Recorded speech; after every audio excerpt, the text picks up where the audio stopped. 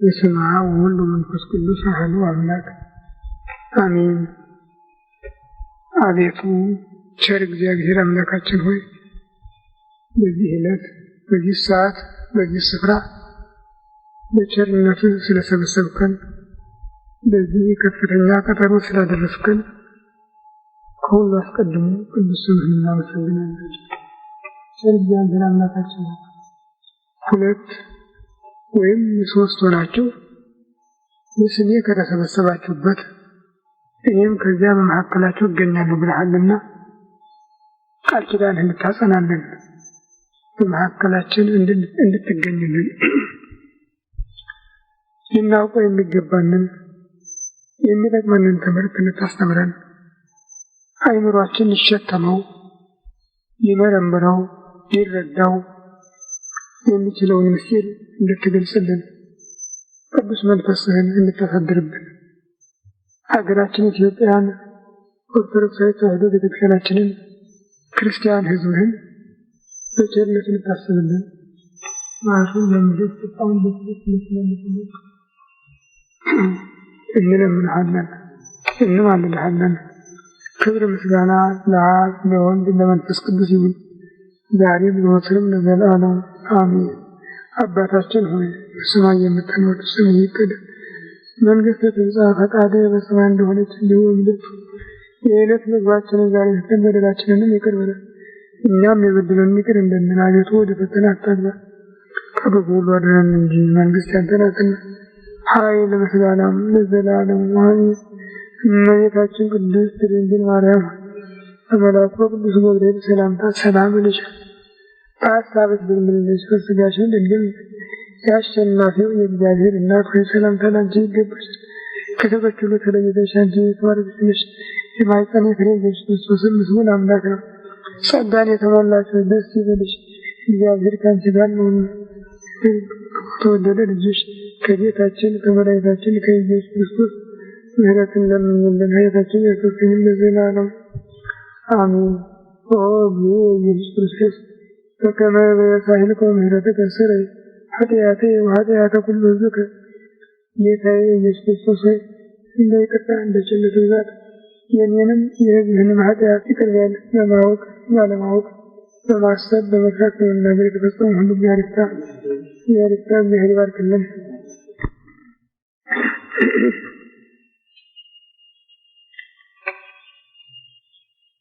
ግንቦት 19 ቀን 1998 ዓመተ ምህረት ባለፈው ትምህርታችን ለካህናት አድርገነው እንደነበረ በግንቦት ብዙ ስራዎች ተሰርተዋል።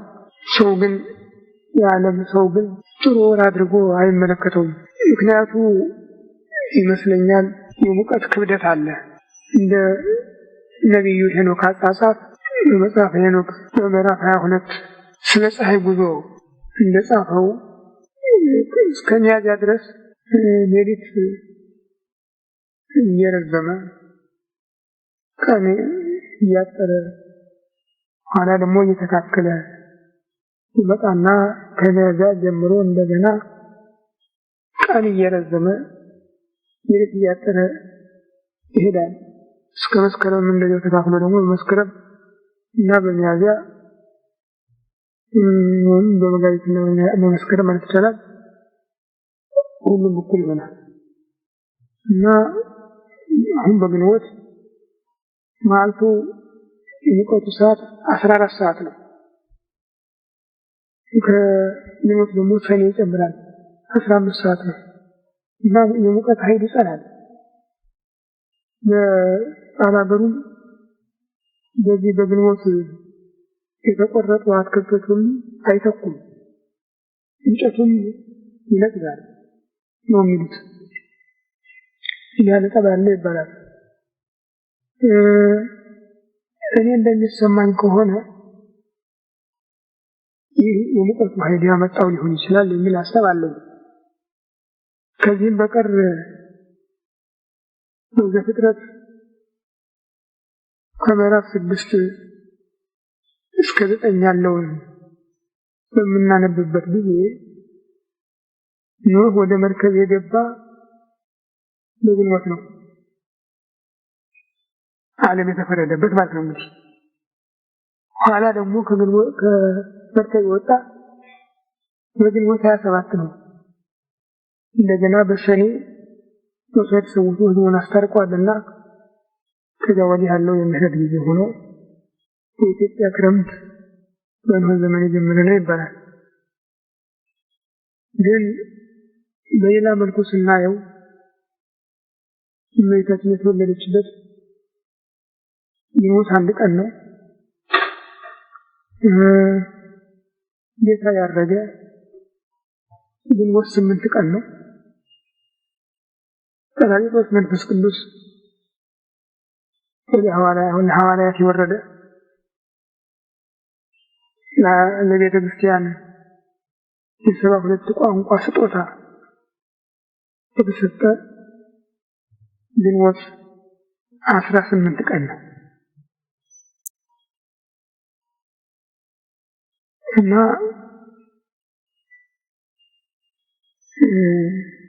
ግንቦት 18 ቀን መምህራን የሚያደርጉት አሁንም የሄኖክ አቆጣጠር የ52 ዕለት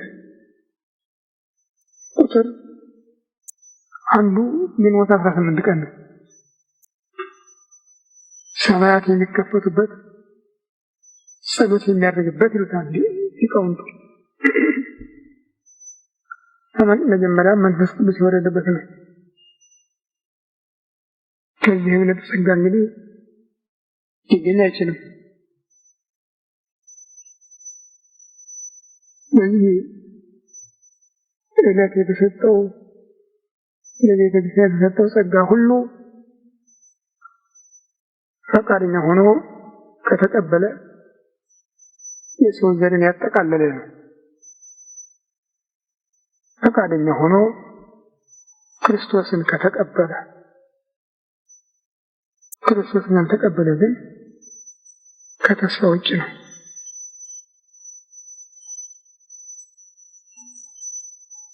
በዘፍጥረት 11 እንደተጻፈው ከኖህ ዘመን በኋላ 1000 ዓመት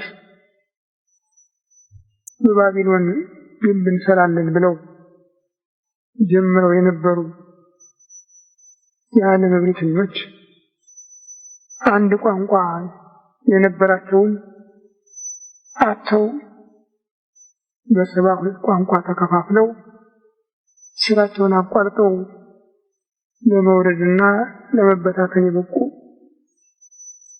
በቋንቋ ልዩነት ነበረ። አሁን ግን ሂዱና ዓለምን ሁሉ አስተምሩ ሲል ትእዛዝ የሰጠ ኃያል አምላክ ያን ጊዜ ኑ እንውረድ፣ ቋንቋቸውን እንበትነው ሲል የተናገረ ኃያል ቃል በመሆኑ ያን ሁሉ ቋንቋ ሰብስቦ ደግሞ ለቤተ ክርስቲያን ያስረከበ። እነዚያ ንግግር የማይችሉ የሚባሉት የገሊላ ሰዎች በዓለም ቋንቋ ዓለም እስኪደነቅ ድረስ ወንጌልን አስተማሩ በየቋንቋው። እና ይህ ጸጋ የተገኘው እንግዲህ የቋንቋ ሁሉ ባለቤት የሆነው ጰራቅሊጦስ መንፈስ ቅዱስ ለቤተ ክርስቲያን በመሰጠቱ ነበረ።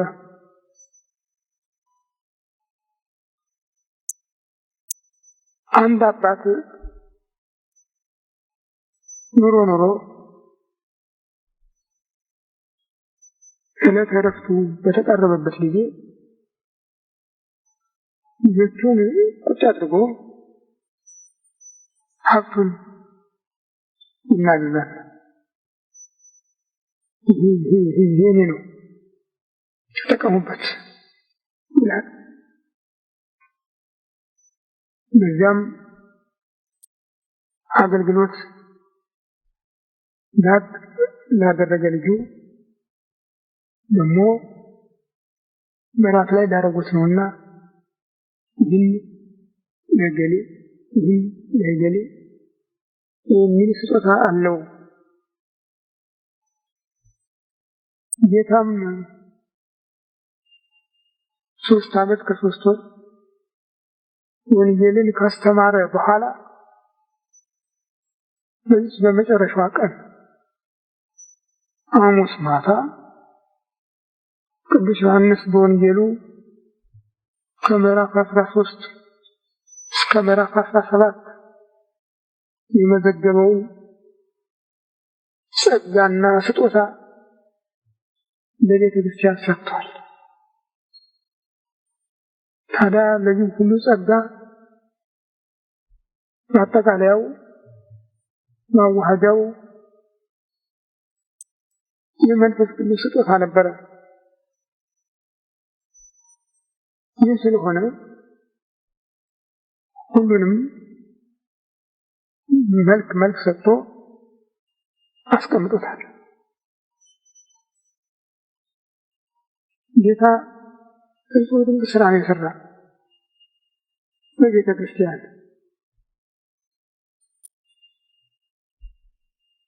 ሰው እንደመሆኑ ሁሉንም በስራ ሊገለጥ የሚገባው በስራ እየገለጠ በቃል ሊገለጥ የሚገባው በቃል እየገለጠ በስራ ያስቀደመውን በቃል እያጠና በቃል ያስቀደመውን በስራ እየሞላ ነው ለቤተ ክርስቲያን ያስተላለፈው።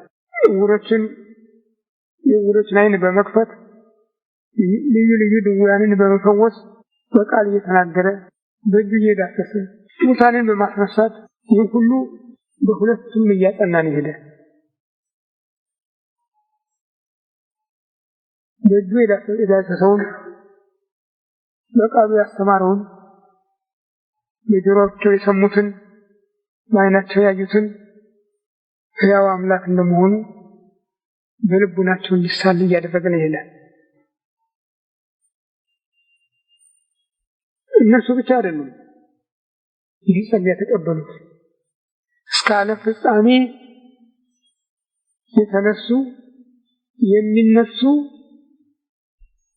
እውነተኛ መንፈስ ያላቸው ክርስቲያኖች ሁሉ ናቸው። ከእናንተ አስቀድሞ የነበሩ ሰዎች ዛሬ እናንተ የምታዩትን ሊያዩ ተመኙ፣ ግን አላገኙም። እናንተ ግን የሚያዩ ዓይኖቻችሁ ብፁዓን ናቸው፣ ይህን የሰሙ ጆሮቻችሁ ብፁዓን ናቸው ነው ያላቸው።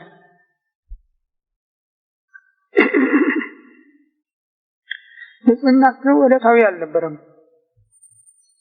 በእነሱ ብቻ የተገደበ በእነሱ ብቻ የተወሰነ አልነበረም። የሚገርመው የእነሱ ጆሮዎች ሲሰሙ የእኛም ጆሮዎች እንዲሰሙ አድርጓል። የእነሱ ዓይኖች ሲያዩ የእኛም ዓይኖች እንዲያዩ አድርጓል። ዛሬ አንድ አስተማሪ ወንጌልን በሚያነብበት በሚያስተምርበት ጊዜ ወንጌል በሚነበብበት ስፍራ ሁሉ ሐዋርያት ያዩት የክርስቶስ መልኩ በሰዎች ጭንቅላት ይሳላል።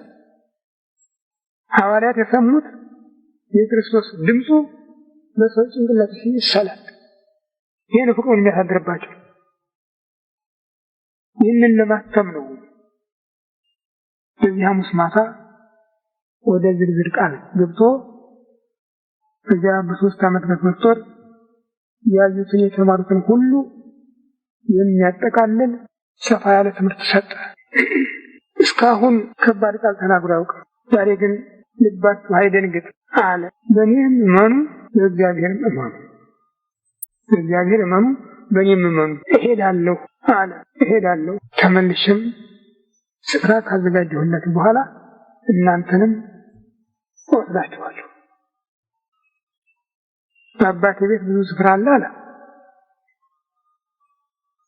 ደነገጡ። እነሱ የሚፈልጉት ሁልጊዜ አብሯቸው እንዲኖር ልጆች ያለን ፍላጎታቸው ከወላጆቻቸው መለየት አይወዱም። በአበባውም በቅጠሉም እያባበሉ አብረዋቸው እንዲኖሩ የሚፈልጉ እና እነሱም ሁልጊዜ በራባቸው ቁጥር ሳይሰሩ የሚያበላቸው፣ በጠማቸው ቁጥር ሳይሰሩ የሚያጠጣቸው፣ አይዟቸው የሚላቸው፣ ሲታመሙ የሚፈውሳቸው፣ አንዳንድ ድንቅ ነገር እየሰራ ደስ የሚያሰኛቸው ይህን ነው የሚፈልጉት እና እንዲለያቸው አይፈልጉም። እሄዳለሁ እኔ ወደ አብ እሄዳለሁ ሲላቸው ግን ደነገጡ። ልባቸው አይደንግጥ። ለእግዚአብሔር ታምናላችሁ፣ በእኔም እመኑ። ጥያቄ ወዲያው የት እንደምትሄድ አውቀን ነው መንገዱን ታውቃላችሁ የምትለን? ወዴት ነው የምትሄደው አሉት።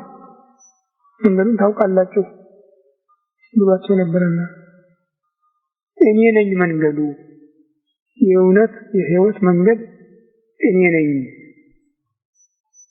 በእኔ በኩል ካልሆነ ማንም ወደ አብ መድረስ አይችልም አለ። አዎ እሱን ካላወቀ አብን ማወቅ አይችልም። እሱን ካልሰማ አብን መስማት አይችልም። ዓለም አይነ ስውር ነው። ድምፅ ነው የሚያውቀው ብዙ ጊዜ እና ድምፁን እንዲሰማ ይፈልጋል። ድምፁን ይሰማል፣ የማን እንደሆነ ግን ይለያል። እግዚአብሔር ተናገረ የምወደው ልጄ ይህ ነው ብሎ ይህንን ድምፅ የሰማ ሁሉ በዚህ ቃል ተመርቶ ወደ አብ ይደርሳል። አስቀድሞ የነበረ ቃል እሱ ነውና ሌላ የሚቀድመው ቃል የለምና እና መንገዱ እኔ ነኝ፣ ወደ እኔ የሚመጣ ሁሉ ወደ አብ ይደርሳል፣ ያለዚያ ግን ወደ አብ መድረስ አይችልም ነው ያለ። ታዲያ አንዳንዶቹ ሞኞች መንገዱን ለውጠው የአማላጅነት ስራ አድርገውታል። እሱም ደስ አይልም ያለ የመንገድ ጠቋሚ ነኝ አይደለም ያለው፣ መንገድ ነኝ ነው ያለ ሙሉ በሙሉ። እና እነሱ ግን ልባቡንም ለውጠው እኔ መንገድ ነኝ እውነትም ሕይወትም ብለው ይደረድሩታል። የእውነትና የሕይወት መንገድ ነኝ ነው ያለ። እሱን ያወቀ ሁሉ አብን ማወቅ ይችላል። ሌላም ጥያቄ ቀርቦለት ነበር ከሐዋርያው ፊልጶስ። እስካሁን አንተን አውቀንሃል አይተንሃል እንደማለት እንግዲህ አብን አሳየንና ይበቃናል አለው። አብ አባቴ አባቴ እያለ ይናገራል። ይህ ያለ አባት ሊኖረው ነው ብለው ነገሩ ያሰኛል። አስደናቂ ስራ ይሰራል። ግን ራሱን የሚያስጠልልበት ጎጆ እንኳን የለውም። ሌላውን በ5 እንጀራ በ7 እንጀራ ያጠግባል። እሱ ግን የቤቱ የሚጋገር እንጀራ የለውም፣ ምጣድም የለም። እና አባቱ እንዴት ያለ ቢሆን ነው? ስለዚህ ለአካባቢውን አሳየንና ይበቃናል አለ። ፊልጶስ እስከ ዛሬ ከእናንተ ጋር እኮ ነኝ፣ አላወቀኝም? ይህ እኔ የምነግራችሁ ነገር ሁሉ የኔ አይደለም፣ በእኔ ሁሉ ሆኖ የሚናገረው የአብ ቃል ነው አለው። የሚናገር አብ ነው አለ። ከዚህ በኋላ ግን በእኔ ያመነ እኔ የምሰራው ስራ ሁሉ ይሰራል። ከእንግዲህ ወዲህ ማንም ሰው በስሜ አብን ቢለምን እኔ አደርገዋለሁ፣ አብ በወልድ ይመሰገን ዘንድ አለ። አሁን መንገድ የስጋዊ መንገድ በሩ የተከፈተ መጣ። ቀጠለ። ብትወዱኝ ትእዛዜን ጠብቁ። እኔ አብን እለምነዋለሁ፣ ሶስተኛውን አካል ጰራቅሊጦስ መንፈስ ቅዱስን ይልክላችኋል። ዓለም ሊሸከመው የማይችለው የእውነት መንፈስ ነው። አያየውም፣ አያውቀውም። እናንተ ግን ታዩታላችሁ፣ ታውቁታላችሁ፣ በውስጣችሁ ያድራል፣ በመካከላችሁ ይኖራል ያላቸው። ሁለት መስመር ሰጠ። አንድ በውስጣችሁ ያድራል፣ እያንዳንዱ ክርስቲያን እንደ ሃይማኖት መጠን የሚኖረውን ጸጋ። ሁለት በመካከላችሁ ይኖራል። ክርስቲያኖች ሁሉ በዓለም ያሉ ክርስቲያኖች ሁሉ አንድ የሚሆኑበት ኃይል የቋንቋ፣ የዘር፣ የቦታ ልዩነት ሳይገድባቸው በክርስቶስ አንድ ከሆኑ አንድ ናቸው። መለያየት የሚያስቀረው እምነቱ አንድ ከሆነ አንድ ናቸው። ለዚህ ነው ያን ያህል ቋንቋ ለአንድ ቤተሰብ የተሰጠ። ድሆች አድርጌ ትቻችሁ ሊሄድ አልችልም ነው ያላቸው። ያደጎች አባት የለሾች 3 ዓመት ከመንፈስ ሲከባከብ ቆይቶ አሁን ምንም የሌላቸው ድሆች አድርጓቸው ሊሄድ አልፈለገም። ሁሉንም እንዲሰጣቸው ነው የፈቀደ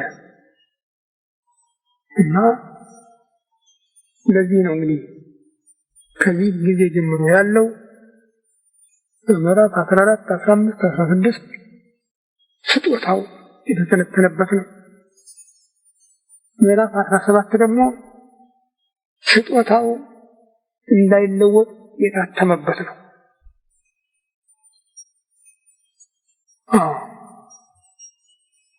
አባ በጽሐ ጊዜሁ ከመ ትሰብሖ ለወልድከ ወከመ ወልድከኒ ይሰብሕከ።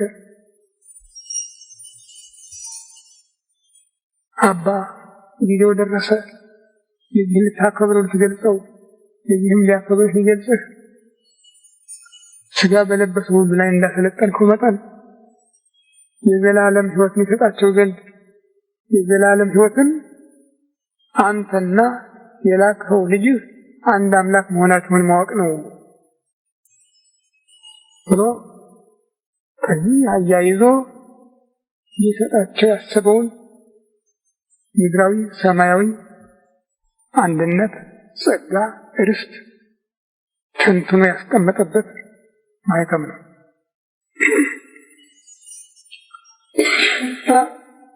እዚህም ዳደጎች አድርጌ አልተዋችሁም፣ ትእዛዜን የሚጠብቅ ካለ ነው ያለ። ወደ እሱ እንመጣለን አለ። አሁን ከነጠላ ቋንቋ ወደ ብዛት ወደ እሱ እንመጣለን። እኔ አባቴ ቅዱስ መንፈስ ወደ እሱ እንመጣለን፣ በእሱ እናድራለን፣ በእሱ ላይ ማረፊያ እናዘጋጃለን አለ። ትእዛዜን የሚጠብቅ ሁሉ ይጠጋለሁ ብሏል። እኔ አልተዋችሁም፣ ታደጎች አድርጌ አልተዋችሁም። ግን ከእንግዲህ ወዲህ ዓለም አያየኝም፣ እናንተ ግን ታዩኛላችሁ። ዓለም አያየኝም፣ እናንተ ግን ታዩኛላችሁ። ብዙ ድንቅ ቃል ነው። ዓለም እስካሁን አላየውም፣ ክርስቶስን አላየውም። ዝም ብሎ በየቋጥኙ በየዛፉ ስር ይንኳትታል እንጂ ክርስቶስን ማየት አልቻለም። ቤተክርስቲያን ግን እውነተኛ ክርስቲያኖች ግን ክርስቶስን አዩ። ወደፊትም ያለው የተፈቀደላቸው ሁሉ አይቋረጥባቸውም። ዓለም አያየኝም አለ። ስራ ይሰራል፣ ትናንት ለስጋ ተገልጦ የሰራው ስራ ሁሉ ዛሬም በቤተ ክርስቲያን ይከናወናል፣ ይፈጸማል። የተገታ ነገር የለም። ግን ዓለም አሁንም ክርስቶስን ማየት አልቻለም። እንኳን ዓለም በቤተ ክርስቲያን ስም የተመዘገቡት እንኳን ብዙዎች ወጥተው ቀርተዋል፣ አላዩትም። አንዳንዶቹ አንድ ነው ሁለት ነው የሚል ብዥታ አይናቸው ላይ ተስሎ እዛው ተወስነው ቀርተዋል።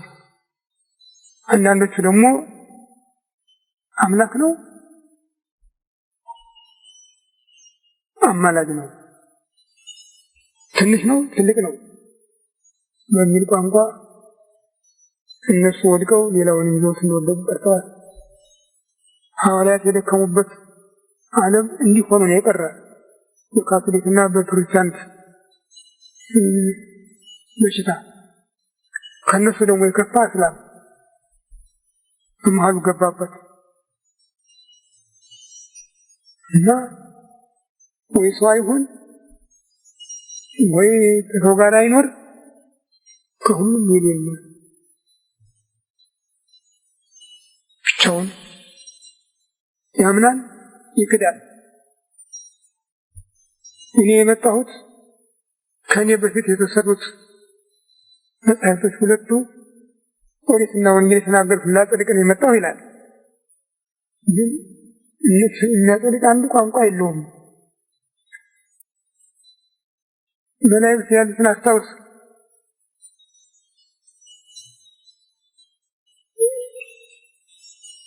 ከአላህ በሆነ ቃል እልመት ይሳ ያበስርሻል ብሎ ክርስቶስ የእግዚአብሔር ቃል መሆኑን ያሳይና እንደገና መልሶ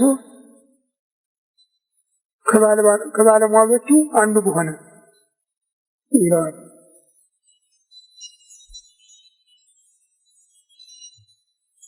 የሚገርመው ደግሞ ስለ ጰራቅሊጦስ መንፈስ ቅዱስ ጌታ የተናገረውን ወስዶ በቁርአን ምዕራፍ 66 ላይ አጥናኝ የተባለ መሐመድ ነው ብሎ ይተረጉማል። ያላየውን ያልሰማውን እንኳን ምስጢሩን ንባቡን እንኳን አያውቀውም። ከሁሉ አስቀድሞ ቁርአን አረብኛ ሆኖ ተወረደ የሚል ወንጌል ደግሞ በሞላው ዓለም ቋንቋ ነው የተሰበከች፣ በአረብኛ ብቻ አይደለም። በዚያ ሁሉ ደግሞ የሚገባውን ቃል ነው ያዘች። እንዲህ ሆኖ ዓለም ክርስቶስን ሳያይ ቀረ። በኋላም የሳይንስን ፈለግ እንከተላለን በሚል ፍሬ ተነስተው ወይ ስነ ፍጥረትን በሚገባ አልተከተሉ፣ ከመንገድ ወጥተው እየባዘኑ ዓለምን ጨርሰው ይዘውት ገደል ገቡ። ኮሚኒዝም መጥቶ አምላክ የሚባል ነገር የለም፣ ሁሉም የዝንጀሮ የጦጣ ዘር ነው፣ ያም ደግሞ ራሱን በራሱ እያሻሻለ የሚል ነው ከመንገድ ወጥቶ ይልቅ። ምክንያቱም የእውነት አስተማሪው አንድ ብቻ ስለሆነ ነው። የእውነት መንፈስ ዓለም የማያየው ሊሸከመው የማይችለው የማያውቀው አማኞች ብቻ የሚያውቁት እሱ ነው የእውነትን ትምህርት የያዘውና ከዚያ ውጭ የሆነ ሁሉ እውነቱን ማግኘት አልቻለም።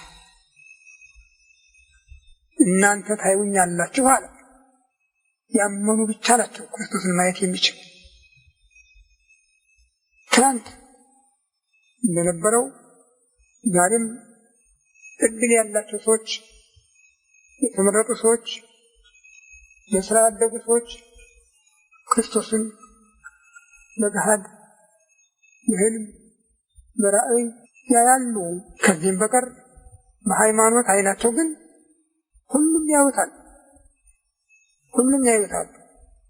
ስለሚያዩትም የጠየቁትን የለመኑትን ሁሉ ይፈጽምላቸዋል።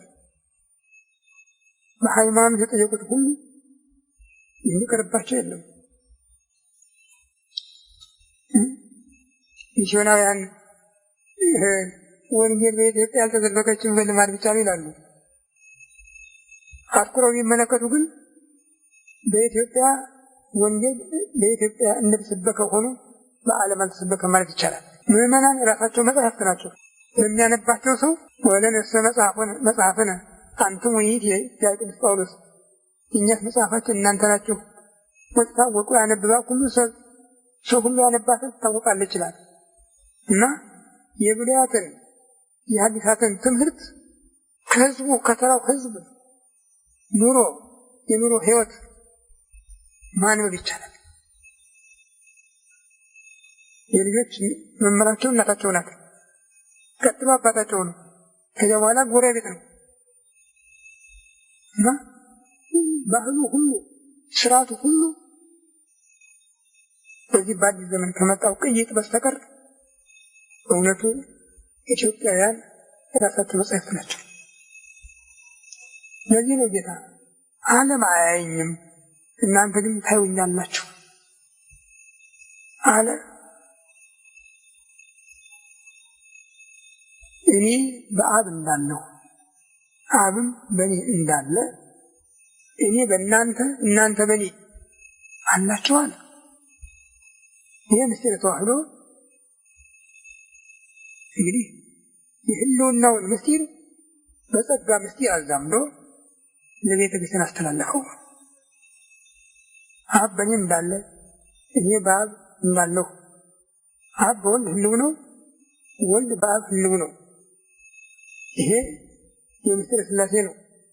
ግን የምስጢረ ሥላሴን ስጦታ ክብር፣ ጸጋ በምስጢረ ተዋሕዶ ለምዕመናን ሰጥቶ እናንተ በእኔ አላችሁ እኔም በእናንተ፣ እሱ በእኛ አድሮ ይኖራል፣ እኛ ደግሞ በእሱ አምነን ጸንተን እንኖራለን። ይሄ ነው አንድ አድርጎን የሚኖረው። የቤተክርስቲያን ልብ የሚያጽናናው የሚያረጋጋው ይሄ ቃል ነው። ይህን ባይናገር ኖሮ አንድ ሃይማኖት አይገኝም ነበር። ለዚህ ነው ቅዱስ ጳውሎስ በኤፌሶን በጻፈው መልእክቱ ሃይማኖት አንድ፣ ጥምቀት አንድ፣ እግዚአብሔር አንድ ብሎ የተናገረ ለዚህ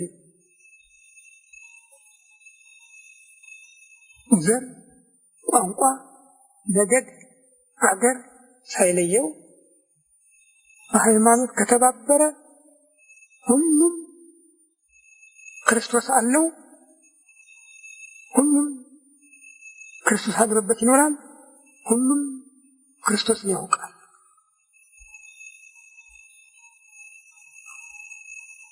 አነ ሂብክሙ ወአንቱም በየ፣ እናንተ በእኔ ያላችሁ እኔም በእናንተ። ታዲያ እነዚህ ሁሉ ቃላት ለስራ የተነገሩ ናቸው እንጂ ለትምህርት ብቻ የተነገሩ አይደሉም። ስራ ላይ የሚውሉ ናቸው። የእነዚህ ቃላት መነገር ነው ዛሬ ክርስቲያን ያደረገን። እሱን ለማወቅ ያበቃን አምላካችን ጌታችን መድኃኒታችን ብለን እንድንጠራው ያደረገን ኃያል አምላክ እንደመሆኑ ዓለምን ፈጥሮ የሚገዛ ኃያል አምላክ እንደመሆኑ አምላካችን እንለዋለን። ፍጥረቱን የሚመራ የሚያስተዳድር እንደመሆኑ ጌታችን እንለዋለን። እኛ ልንቀበለው የሚገባንን መከራ ተቀብሎ ስለማዳኑ ደግሞ መድኃኒታችን እንለዋለን። እግዚእነ ወአምላክነ ወመድኃኒነ ኢየሱስ ክርስቶስ ትላለች ቤተ ክርስቲያን። ዲያጋም ታስቀምጠው። ይህን ለማለት ታዲያ ይሄ ቃል ያገዘ ዓለም አያየኝም እናንተ ታዩኛላችሁ፣ እኔ በአብ እንዳለሁ አብ በእኔ እንዳለ እኔ በእናንተ እናንተ በእኔ አለ። ይሄ ጥልቅ ረቂቅ ጸጋ የሚናኘው ታዲያ ምኑንም አያውቀውም እየተባለ በሚናቀው በቄሱ እጅ ነው። በጥምቀት ንባቡን እንኳን ያስተካከለው ተብሎ በሚታማው በቄሱ እጅ ነው። በጥምቀት ክርስቶስን የተቀበለ ሁሉ የዚህ ጸጋ ባለቤት ነው።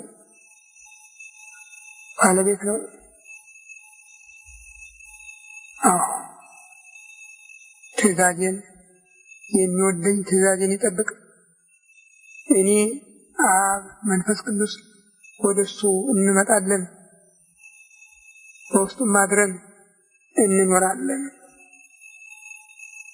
እኔ የምልክላችሁ መንፈስ አለ ጌታ ዛሬ የነገርኳችሁን ሁሉ ያስታውሳችኋል፣ ሌላውንም ይገልጽላችኋል ብሎ በዚያ 3 ዓመት ከ3 ወር ዓለም በተንቀሳቀሰበት ጊዜ የሰጠውን ትምህርት ለቤተ ክርስቲያን ሲያስተላልፍ መንፈስ ቅዱስን አስተዋሽ አድርጎ ነው የያገለጥ ማለት ነው። በዘመኑ ቋንቋ ለምረታው መንፈስ ቅዱስ፣ ሌላውን ደግሞ የምንፈልግበት የሚያስተምረን መንፈስ ቅዱስ መቅሱት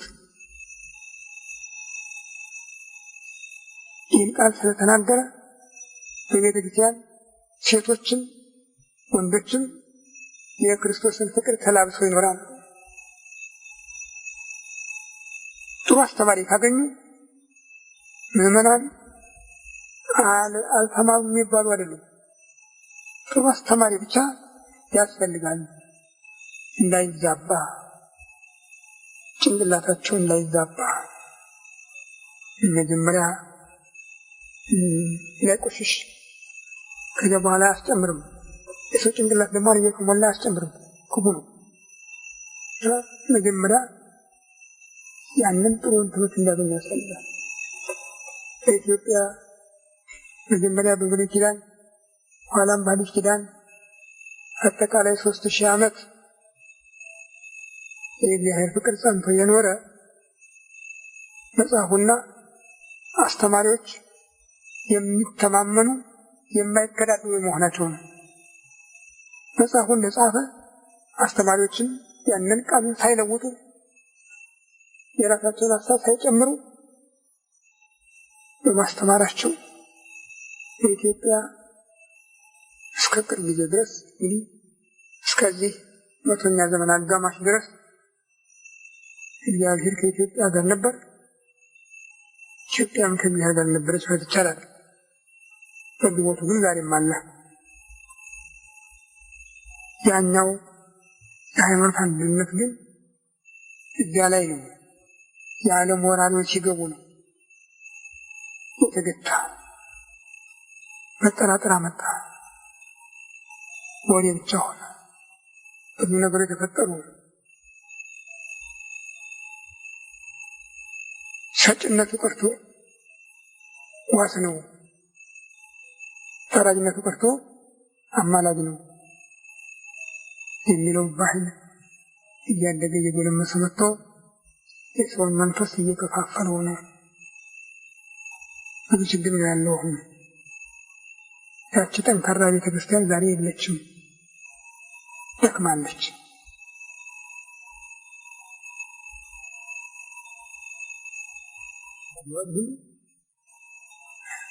ጸጋው ብቻ አይደለም እምነቱም ጭምር ስለጠፋ ሰው ራሱን በአምላክ ስፍራ ተክቶ ነው የሚናገር። ለራሱ ለምኖ እየበላ ሌላውን እመግባለሁ እያለ ያወራል። ይህን የሚመግበው ራሱ ከቤቱ መነሳት እንኳን የማይችል ቀስቀስ ይባል እፈጥራለሁ ይላል። እንዲህ ያለውን ወገን ለመፍጠር እንዲህ አይነት ዜጋ መፍጠር ያስፈልጋል እያለ ሲናገሩት ማለት ነው። መፍጠር ያስፈልጋል እያለ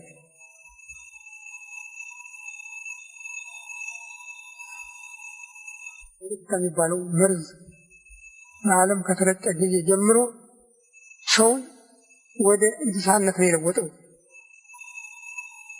ወደ እንስሳነት ያየውን ያወቀውን እንዲረሳ፣ እንዳያስብ፣ እንዳይገመግም ነው ያደረገው እና በሌለበት ብቻ ባዶ ትዕቢት ይዞ ይታገላል። 32 ዓመት ሆነ እግዚአብሔርን የሚጠራ የአመራር ክፍል ካጣ፣ እግዚአብሔር ብሎ ስሙን የሚጠራ እግዚአብሔር ይህን ያደርግልኛል፣ ይህን ያደረገልን የሚል አንድም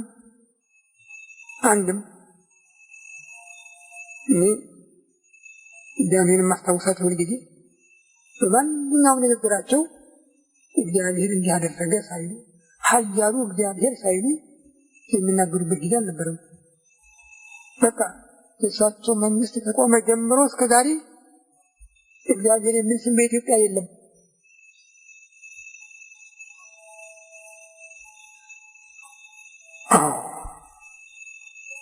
የእውነት መንፈስ ከኛ ተለየ ማለት ነው።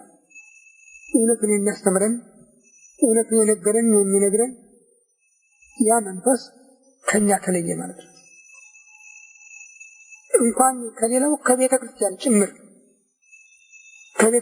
ጥፍ ነው የምንቸግረው እና ከፍተኛ ችግር ውስጥ ያለ ነው። እንግዲህ እሱ ሊመልሰው ይችል እንደሆነ ስለሚያውቀው ይህንንም ማወቅ አልቻልንም። የምንጠይቀው ሰውም የለም። እንደው ወደ ህይወታችን ማዘልቃ ብንገባ እኮ ብዙ ዝባዝንች እኮ ይታቸው ያስደነግጣል። እንደሰብሰብ ብለን ባለንበት በቆየት ምን ይሻለን? የግንቦት ስጦታ የሚያሰፊ መሆኑን እንድንረዳ ነው መዳስ የፈለኩኝ። የግንቦት 18 ቀን ኋላ በተሰራው በቤተ ክርስቲያን ስርዓት መሰረት የበዓላት መውጫ መውረጃዎች 34 ቀኖች ስለተመደቡ በዛ መሰረት የአብይ ጾም መግቢያ ከየካቲት 1 ወደ ኋላ አይሄድም። በዓለ ትንሣኤም ከሚያዝያ 30 አይዘልም። በእነዚህ መካከል ይመላለሳል እና በዓላቱ ይወጣሉ ይወርዳሉ። በያ ስራት ስንመጣ አሁን እንግዲህ ዘንድሮ በዓለ ጰራቅሊጦስን የምናከብረው ሰኔ 4 አይደለም፣ ሰኔ 4 ቀን ነው። ያን ጊዜም እንግዲህ እንደገለጸልን እንወያያለን። ለዛሬው ግን ያ ጥንቱ እንዳይረሳ ለማስታወስ ያለው የተነጋገርንበት እግዚአብሔር አምላካችን የተማርነውን ልቦናችን ይሳልብን።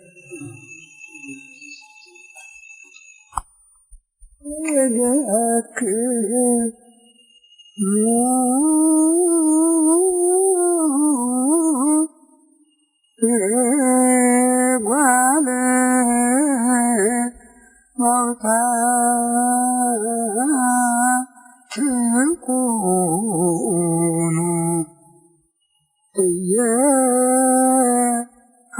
እየአድገክ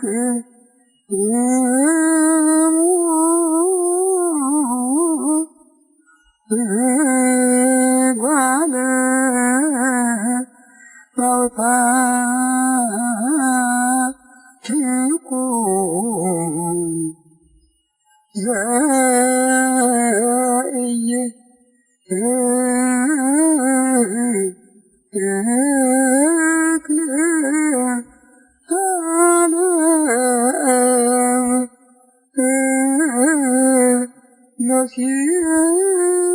ነሲኦቶ ዘእየ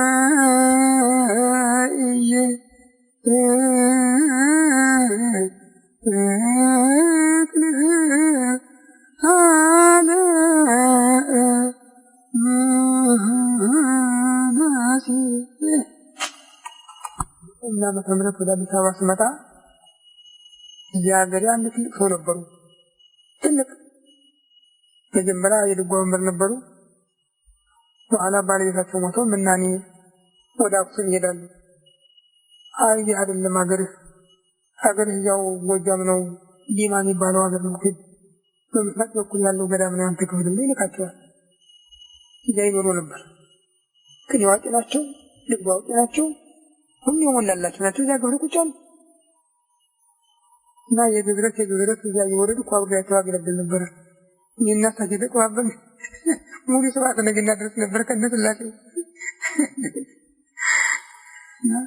ወደ ስመጣ ስሰናበታቸው ቆሙና ጸሎት አድርገው ሲሸኙኝ በል ሂድ እንግዲህ ቅርም ብለህ አይሆንም መንገዱ ተከፍቷል ሂድ አሉ። ግን ሁለት ነገሮች ላስታውስህ አሉ።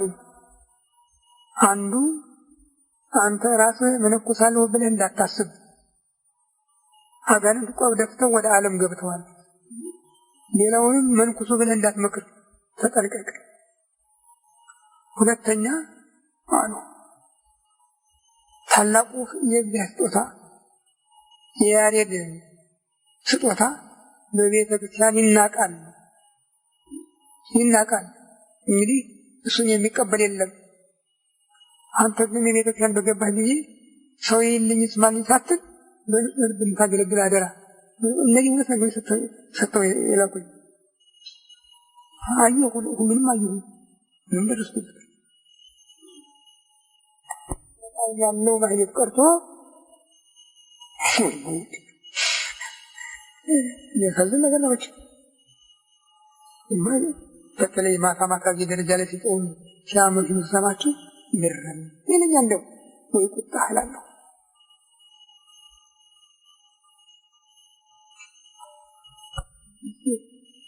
ይሄ እናቴ ኪዳነ ምሕረት ያየሁት ጆኮ የትንሣኤ ዕለት ይእቲ ማርያም እምነ ወእሙነ እግዚእነ እያሉ መዘምራኑ ያንን ወርበው ሲያሸበሽቡ በጣራው ላይ ድንኳን ተተክሎ ዙፋን ተዘርግቶ እመቤቴ ተቀምጣለች እና ይህ ደግሞ አውታሩ የድንኳኑ አውታር በጣራው ገብቶ ጨረር ይታያል። የቅኔ ማለት ይህ ቤተክርስቲያን የተቀደደን ደግሞ ጨረር አስገባ። ክረምት ሲመጣ እንግዲህ ያስቸግራል እላለሁ። ከዚያ አንዱ ከቆሙት ጣል ያልወርዱ ምንድን ነው መጥተው ይለኛል። አታዩም? ቤተክርስቲያኑ ተጠበቁ ፀሐይ ብርሃን ያሳያል ነው አለ። እየተጣራችሁ እናንተ አለ እየተጣራችሁ ነው የምትለኝ ይእቲ ማርያም ምን ሳሊ በእንቲአነ እያላችኋት አይደለ?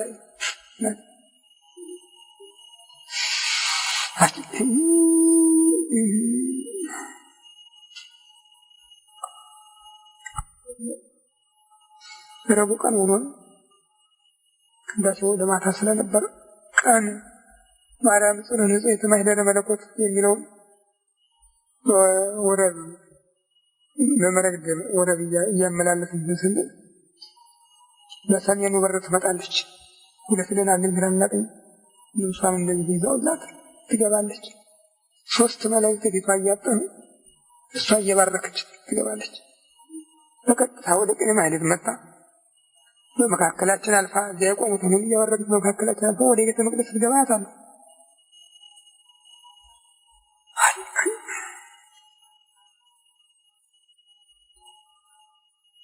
ክፍሌ ነበር የማኅሌቱ እድል ያለ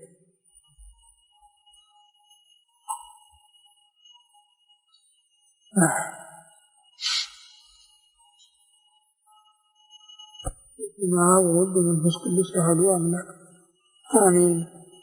አቤቱ ቸር እግዚአብሔር አምላካችን ሆይ በዚህ ዕለት በዚህ ሰዓት በዚህ ስፍራ በቸርነትህ ስለሰበሰብከን በዚህ ከፍተኛ ቀጠሮ ስላደረስከን ከሁሉ አስቀድሞ ቅዱስ ስምህን እናመሰግናለን።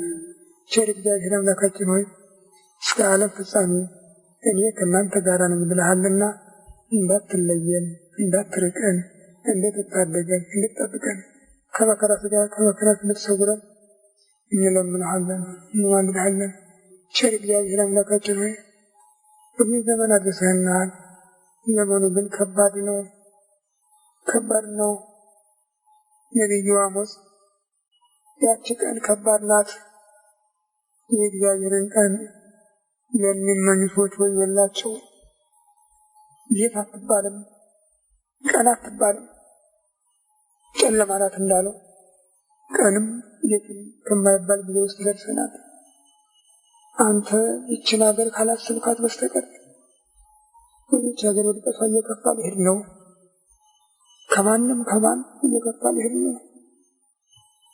ጠላቷ ሰይጣን እየነቀነቀ ያመጣው የጥፋት ጎት እያሰጋን ነውና አንተ አስበን እባክህ ጌታዬ። የእኛን ትተህ ትናንት የነበሩ አባቶች ያገለገሉትን አገልግሎት አስበህ ከዚያ የሚበልጥ አገሪቱን ርስት ሕዝቧን አሳልፈህ ትችላለህ ያልከውን ቃልህን አስበህ ይህችን አገር ልታስባት እንለምንሃለን፣ እንማልድሃለን። ክብር ምስጋና ለአንተ ለቸር አባትህ ለመንፈስ ቅዱስ የሚሆን ዛሬም ዘወትርም ለዘላለሙ አሜን። አባታችን ሆይ በሰማይ የምትኖር ስምህ ይቀደስ፣ መንግሥትህ ትምጣ፣ ፈቃድህ በሰማይ እንደሆነች እንዲሁ በምድር ትሁን። የዕለት ምግባችንን ዛሬ ስጠን፣ በደላችንን ይቅር በለን እኛም የበደሉንን ይቅር እንደምንል። አቤቱ ወደ ፈተና አታግባን፣ ከክፉ ሁሉ አድነን እንጂ መንግሥት ያንተ ናት፣ ኃይል ምስጋናም ለዘላለሙ አሜን። እመቤታችን ቅድስት ድንግል ማርያም በመልአኩ በቅዱስ ገብርኤል ሰላምታ ሰላም እንልሻለን። በሐሳብሽ ድንግል ነሽ፣ በሥጋሽም ድንግል ነሽ። አሸናፊ የእግዚአብሔር እናት ሆይ ሰላምታ ላንቺ ይገባል። ከሴቶች ሁሉ ተለይተሽ አንቺ የተባረክሽ ነሽ፣ የማኅፀንሽ ፍሬ ኢየሱስ ክርስቶስ ምስጉን አምላክ ጸጋን የተሞላሽ እግዚአብሔር ከአንቺ ጋር ነውና ደስ ይበልሽ። ከተወደደ ልጅሽ ከጌታችን ከመድኃኒታችን ከኢየሱስ ክርስቶስ ምሕረትን ለምኝልን፣ ኃጢአታችንን ያስተሰርይልን ለዘላለሙ አሜን። ሰላም ለኪ እንደምሰጥ ለምለኪ ማርያም መተቆቂ ማርያም አይተዋይተን በእንዳና ምቹ የጨምቂ መህረትን ድንግል ማርያም ለተመሰለ ማርያም እንደሆነ ሳቢሆን ሲለየ ከሰን ሲሆን ሲሆን ቸሬ ህማና ምኮነ የሚሰጠው ምኮነ ቸሬ ተረ ለተሰጠ ማሳኒ ለተሰጠ ወደብረ ኃይላም ነገበሩ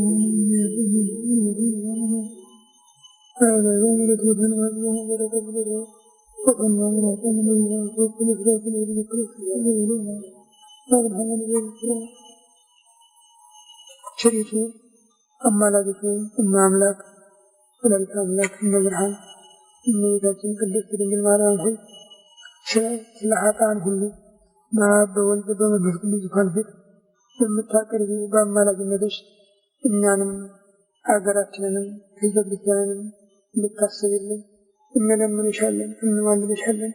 የእናት ልመና ፊት አያስመልስም አንገት አያስቀልስምና ልመናሽ የማይታጠፍ ስለሆነ በማይታጠፈው በአማላጅነትሽ እንድታስቢልን እንለምንሻለን፣ እንማልድሻለን። ቸር እግዚአብሔር አምላካችን ሆይ በእናትህ አማላጅነት ኃጢአታችንን ይቅር እንድትለን ጸሎታችንን እንድትቀበለን እኛንም ሀገራችንንም ከክፉ ነገር እንድትጠብቅልን ቤተሰባችንንም ሕዝባችንን በጽናት እንድታስብ የሞቱትን ነፍሳቸውን እንድትምርልን የታመሙትን እንድትፈውስልን ላሉትም አንተን የሚፈልግ አእምሮ እንድታድልልን እንለምንሃለን፣ እንማልድሃለን። ክብር ምስጋና ለአንተ ለቸር አባትህ ለመንፈስ ቅዱስም ይሁን ዛሬም ዘወትርም ለዘላለሙ አሜን። አባታችን በሰማይ የምትኖር ስምህ ይቀደስ፣ መንግሥትህ ትምጣ፣ ፈቃድህ በሰማይ እንደሆነች እንዲሁ በምድር ትሁን። የዕለት ምግባችንን ዛሬ ስጠን፣ በደላችንን ይቅር በለን እኛም የበደሉንን ይቅር እንደምንል። አቤቱ ወደ ፈተና አታግባን፣ ከክፉ ሁሉ አድነን እንጂ መንግሥት ያንተ ናትና ኃይል ምስጋናም ለዘላለሙ አሜን። እመቤታችን ቅድስት ድንግል ማርያም በመልአኩ ቅዱስ ገብርኤል ሰላምታ ሰላም እንልሻለን። በሐሳብሽ ድንግል ነሽ፣ በሥጋሽም ድንግል ነሽ። የአሸናፊ የእግዚአብሔር እናት ሆይ ሰላምታ ላንቺ ይገባል። ከሴቶች ሁሉ ተለይተሽ አንቺ የተባረክሽ ነሽ፣ የማኅፀንሽ ፍሬ ኢየሱስ ክርስቶስ ምስጉን አምላክ ጸጋን የተሞላሽ ደስ ይበልሽ፣ እግዚአብሔር ከአንቺ ጋር ነውና ከተወደደ ልጅሽ ከጌታችን ከመድኃኒታችን ከኢየሱስ ክርስቶስ ምሕረትን ለምኝልን፣ ኃጢአታችንን ያስተሰርይልን ለዘላለሙ አሜን። ኦ እግዚእ ኢየሱስ ክርስቶስ በከመ በሳህልከ ወምሕረትከ ሥረይ ኃጢአተ ኩሉ ሕዝብከ። ጌታ ኢየሱስ ክርስቶስ እንደ ይቅርታህ እንደ ቸርነትህ ብዛት የኔንም የሕዝብህንም ኃጢአት አስተስርይ። በማወቅ ባለማወቅ በማሰብ በመስራት በመናገር የተፈጸመውን ሁሉ እግዚአብሔር ይፍታ። የአብ በረከት የወልድ ፍቅር የመንፈስ ቅዱስ ኅብረት ከሁላችን ጋር ይሁን።